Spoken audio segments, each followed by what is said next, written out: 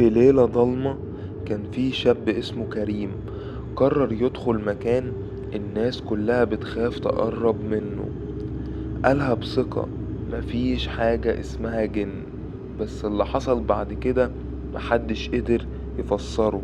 الفيديو اللي سجله اختفى من النت، واي حد شافه مرجعش يحكي تاني. الليلة دي كانت البداية اللي منها خرجت الإشارة السوداء. لو بتسمعني دلوقتي خليك فاكر الإشارة اللي بتفتحها مش دايما بتتقفل. الإشارة السوداء احنا بنحكي وانت بتعيش الرعب. كريم كان شاب عادي جدا، ساكن في شبرا، بيشتغل في محل موبايلات ودايما بيرجع متأخر. في يوم الخميس اللي هو آخر يوم في الأسبوع عنده، قرر هو و3 من صحابه إنهم يروحوا رحلة قصيرة لمكان مهجور في أطراف القاهرة، مكان معروف عند الناس باسم فيلة المنصورية. الفيلا دي الناس بتقول عنها كلام غريب، فيها أنوار بتظهر بالليل رغم إنها مقطوعة من الكهرباء، وأصوات بتتسمع من بعيد كأن في حد بيتنفس أو بيبكي، بس مفيش حد عايش هناك. كريم كان أكتر واحد فيهم بيضحك على الكلام ده. قال لهم يا جماعة دي خرافات، مفيش حاجة اسمها جن، يلا نروح نصور تيك توك ونعمل ترند هناك. وفعلا وصلوا هناك الساعة 1 بعد نص الليل. الهوا كان ساكت بشكل يخوف، مفيش صوت عربيات ولا حتى كلب بينبح. لما دخلوا الفيلا كانوا شايفين كل حاجة متكسرة، الحيطان متاكلة، السقف مفتوح على السما، والريحة كأنها في عفن من زمان. صحاب كريم ابتدوا يتوتروا، لكن هو دخل اكتر جوه وهو ماسك الفلاش، وقال وهو بيضحك شايفين مفيش حاجة كله تمثيل. لكن في لحظة واحدة النور اللي في الموبايل انطفى، وبعدها سمعوا صوت حاجة بتجري فوق في الدور التاني، صوت خطوات سريعة وجسم بيتحرك كأنه بيسحب حاجة على الأرض. واحد من صحابه قال بصوت وهو مرعوب يلا نخرج يا كريم، ده مش طبيعي. بس كريم رفع الكاميرا وقال استنوا في حاجة فوق، أنا سامع حد بيتنفس. طلع السلم لوحده والباقيين واقفين تحت بينادوا عليه. مرت دقيقتين 3 مفيش صوت، وفجأة سمعوا صرخة واحدة قوية وبعدين سكوت تام. طلعوا بسرعة يدوروا عليه، لقوا الموبايل واقع على الأرض، الكاميرا شغالة وبتسجل، لكن كريم اختفى تماما. الشرطة جت بعد بلاغ من أصحابه، فتشوا الفيلا كلها، مفيش أثر ليه، ولا دم ولا هدوم ولا أي حاجة تدل إنه كان هناك أصلا. لكن لما رجعوا الفيديو اللي سجله شافوا حاجة غريبة جدا. كريم كان بيصور وهو طالع السلم، وبعد كده الكاميرا اتقلبت فجأة كأن في ايد سحبتها منه، وظهر في الكادر وش مش واضح، عيون سودة كاملة، وبعدين شاشة سودة وصوت نفس تقيل وبس. التحقيقات استمرت شهور، واهله فضلوا يدوروا لكن محدش شاف كريم تاني خالص. الغريب ان بعد سنة بالظبط واحد من اصحابه اللي كان معاه في الليلة دي اختفى هو كمان بنفس الطريقة، والباقيين بيحكوا انهم كل ما بيناموا بيحلموا بنفس المكان وبنفس الصوت بيقول لهم لسه ما خلصناش.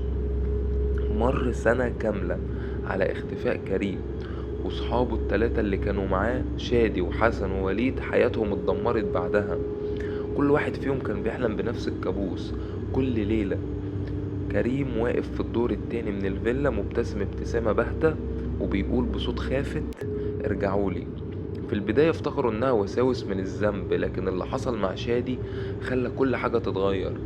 في يوم 13 فبراير شادي اختفى، نفس اللي حصل مع كريم، باب بيته مفتوح وموبايله واقع في الصالة والكاميرا شغالة بتسجل فيديو مدته 7 دقايق و13 ثانية.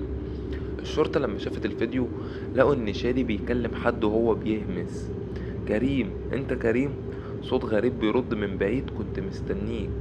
بعدها الكاميرا بتتهز ووش شادي بيتجمد وصوت تكسير في الخلفية وبعدين ظلام. نهاية الفيديو كانت آخر لحظة اتشاف فيها. الخبر ده رجع يفتح الجرح من تاني. حسن ووليد قرروا يروحوا الفيلا عشان يفهموا اللي بيحصل. قال حسن وهو بيجهز الكشاف لو مرجعناش على الأقل حد يعرف الحقيقة. وصلوا هناك بعد نص الليل، نفس التوقيت اللي اختفى فيه كريم. الجو بارد بشكل غير طبيعي وكأن الهوا واقف في مكانه. لما دخلوا الفيلا سمعوا خطوات، بس المرة دي الصوت جاي من تحت الأرض. وليد قرب ناحية باب صغير في الأرض متغطي بخشب قديم. كسروا ونزلوا بالسلالم. تحت الفيلا كان في قبو محدش يعرف عنه حاجة. المكان كله تراب، لكن في النص كان فيه رسومات على الحيطان بلون اسود باهت، رموز غريبة ووشوش متكررة شبه وش كريم. وفجأة الكشاف بتاع حسن اتطفى، ووليد قلب خوف: حسن، في حاجة وراك. لما حسن لف شاف حاجة واقفة في الضلمة، جسم طويل ملوش ملامح، بس صوته نفس صوت كريم بالظبط. وراح قال: كنتوا صحابي، ليه سبتوني؟ اللحظة دي الكاميرا وقعت على الأرض وابتدت تسجل لحالها، فيها صوت صراخ، جري، وبعدين صوت همس غريب بعربية قديمة، وصورة سريعة لوش كريم قبل ما الشاشة تسود تماما. من يومها حسن ووليد اختفوا.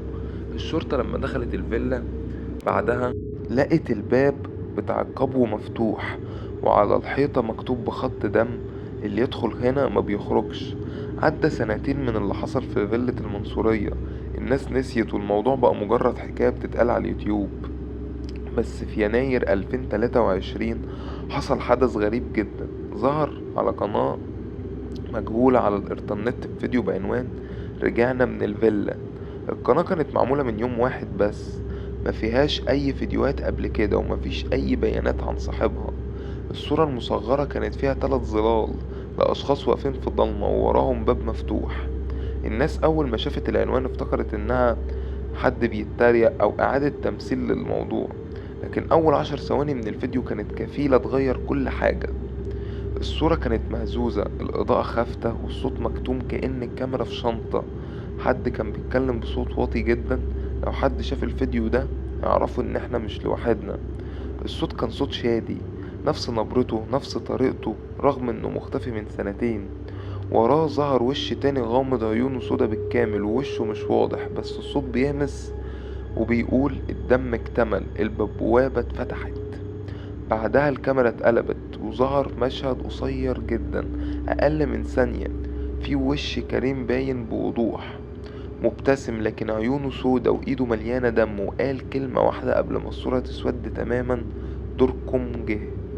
الفيديو اتقفل بعدها والقناة اختفت تماما من اليوتيوب خلال 3 ساعات. لكن اللي كان مرعب اكتر ان في ناس قالوا انهم اول ما شافوا الفيديو سمعوا صوت تنفس في اوضتهم، وصوت في ودانهم بيقول: مش لازم تروح الفيلا، هي هتجيلك لحد عندك. من بعدها في ناس فعلا بدأت تبلغ عن حوادث اختفاء مشابهة حوالين نفس المنطقة، والشرطة قفلت المكان نهائيا. لكن لحد دلوقتي في ناس بتحلف انها شافت نور في شبابيك الفيلا، وصوت شباب بيضحكوا جوه، وصوت واحد بيقول: لسه ما خلصناش. الليلة اللي اختفى فيها كريم كانت البداية، وكل اللي حصل بعدها ما كانش صدفة. يمكن الفيلا اتقفلت بس الإشارة لسه شغالة. كل مرة حد بيسمع القصة دي بيبقى جزء منها، بيبقى علامة جديدة في سجل الإشارة السوداء. لو وصلت لحد هنا خليك حذر وانت بتطفي النور، لأن محدش عارف امتى هتسمع صوت كريم وراك. الإشارة السوداء، احنا بنحكي وانت بتعيش الرعب.